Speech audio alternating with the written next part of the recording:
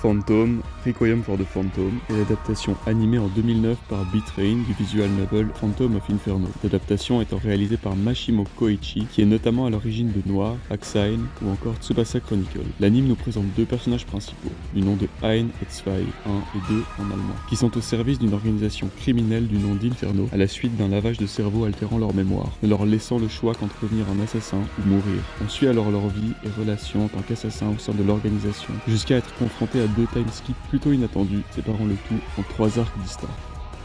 Bien que l'anime nous envoie dès les premières secondes de gros nibards à la gueule et des gunfights sous coke, on comprend très vite qu'on n'a pas affaire à un anime d'action, mais quelque chose de plus introspectif, concentré sur les personnages principaux et leurs relations. Les conflits entre gangs sont clairement au second plan. Phantom ne nous présente pas son histoire, mais plutôt l'histoire de ses personnages. Et c'est là qu'on trouve déjà certaines forces et faiblesses de l'anime. D'un côté, l'aspect mafia est d'une relative banalité, avec son lot de trahisons, de personnages inutiles qui finissent avec une balle dans le crâne, et de l'autre, on a les relations entre les deux, puis 3 personnages principaux, qui constituent le centre de l'intrigue et s'avère bien plus développé et captivant que ce qui les entoure. Une des forces de l'anime réside dans les dilemmes auxquels les personnages principaux font face, les choix qu'ils font et les conséquences qu'ils provoquent, que ce soit au niveau de l'organisation ou au niveau des relations entre personnages. Bien que Phantom soit relativement avare en dialogue qu'on pourrait appeler dramatico-émotionnel, la réalisation suffit à nous transmettre plus finement ce que ressentent les personnages les uns pour les autres. C'est cet aspect modeste de la présentation, propre à Mashimo, qui octroie à l'anime son ambiance mature et posée. On remarque d'ailleurs une évolution plutôt bienvenue dans le style de Mashimo depuis son anime Noir. Il sacrifie une lenteur exagérée, qui pourrait s'avérer être de trop, au profit du scénario.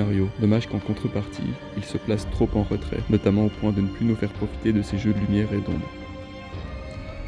Pour revenir sur l'histoire et les personnages, l'anime se livre à l'exercice de nous proposer non pas 2, mais 3 personnages essentiels au caractère très différent dans un environnement similaire, afin de nous laisser observer les conséquences de leurs choix. Ces derniers sont parfois frustrants, certes, mais c'est le but recherché, et c'est bon signe puisque ça prouve qu'on est investi. Toutefois, certaines décisions s'avèrent parfois incohérentes avec les caractères des personnages et les thèmes prônés, et là, c'est problématique. On se demande alors si le sous-texte pseudo-philosophique n'est pas qu'une façade pour laisser penser au public que l'anime est plus intelligent qu'il ne l'est réellement.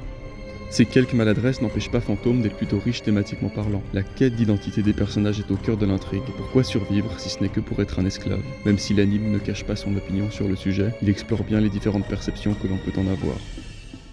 Mais ça, c'est jusqu'au 3e arc, qui constitue une abrupte rupture ratée avec le reste de l'anime. Tout ce que l'anime a lentement construit au fil d'une vingtaine d'épisodes, il l'ignore, le piétine d'incohérence, pour nous laisser un goût amer dans la bouche. On ne reconnaît plus les personnages, ou alors on manque d'informations pour comprendre leur motivation. Un certain conflit aurait pu être réglé par une phrase, mais non. Les personnages sont devenus intellectuellement déficients, au point de ne plus pouvoir communiquer. Heureusement, l'ending, certes très controversé puisqu'il s'écarte du visual novel, nous resserre une touche de réalisme, n'en déplaise aux fans capricieux.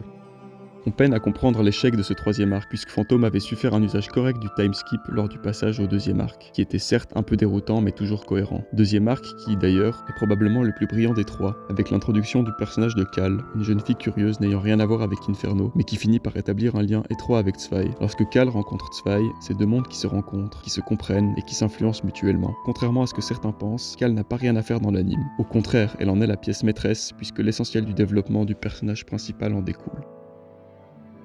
S'agissant des visuels et de l'animation, on est plutôt bien servi. D'un côté, l'animation est bonne, les chorégraphies de combat sont vives et compréhensibles, et de l'autre, les visuels et le character design s'accordent à merveille avec l'ambiance générale.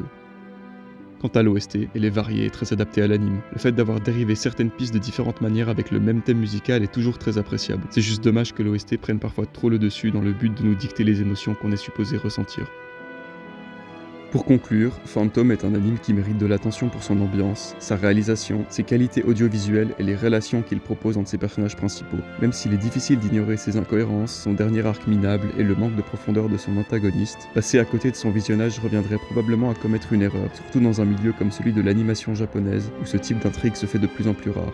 C'est pourquoi je lui octroie la note de 7 sur 10. Si cette vidéo vous a plu, pensez à liker ou à vous abonner.